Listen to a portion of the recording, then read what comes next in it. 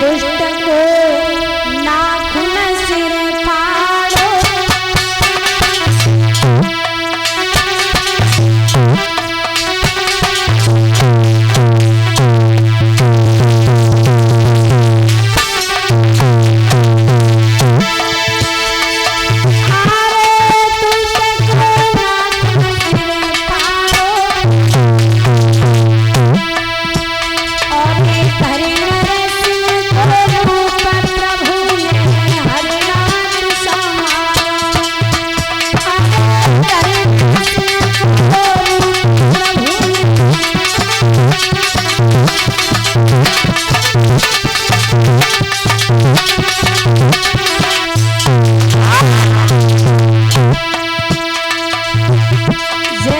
भगवान ने अपने बड़े बड़े दांतों से, बड़े बड़े नाखूनों से बीच से हिरण्यकश्यप को फाड़ दिया।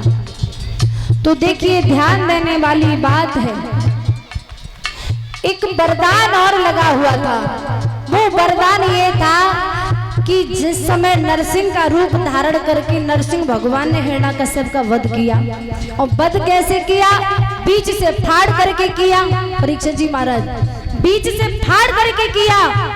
और इंसान अगर बीच से फाड़ा जाएगा तो उसके अंदर से रक्त निकलना जरूरी होता है, उसके अंदर से खून जरूर निकलेगा। तो उन्हें वरदान ये लगा हुआ था कि हिरण्यकश्यप के लिए कि नरसिंह भगवान के मारते समय और एक बूंद भी रक्त उसका जमीन पर गिर जाता तो 100 हिरण्यकश्यप बन करके तैयार हो जाते। अब तो नरसिंह भगवान बड़े कष्ट में पड़ गए। एक हिरण्यकश्यप ने तो इतना अत्याचार किया, मेरा नाम ही लेना बंद करा दिया, और 100 हिरण्यकश्यप हो जाएंगे तो इस पृथ्वी को नष्ट कर देंगे। अब तो सोच विचार में पड़ गए। तो मन में एक विचार आया, ये हमारी जो गूलर का वृक्ष होता है ना, उस गूलर का एक पत्ता लिया। गूलर का पत्ता लेकर के जितना भी रक्त जो टपकने वाला था वो सारा रक्त उस गूलर के पत्ते पर ले लिया। जैसे ही गूलर के पत्ते पर सारा रक्त लिया और उस रक्त को लेकर के उन्होंने समुद्र की धारा में बहा दिया। लेकिन अभी मुसीबत और दूसरी आ पड़ी। उसे तो मार दिया, रक्त भी बहा दिया। अब गूलर रोने लगी कि प्रभु ये तो पापी था इसलिए आपने इसे मारा, मैं कोई पापनी थोड़ी थी जो मेरे पत्ता पर रक्त लिया, मुझे भी पापनी बना करके बहा दिया। अब तो नरसिंह भगवान भी सोचने लगे।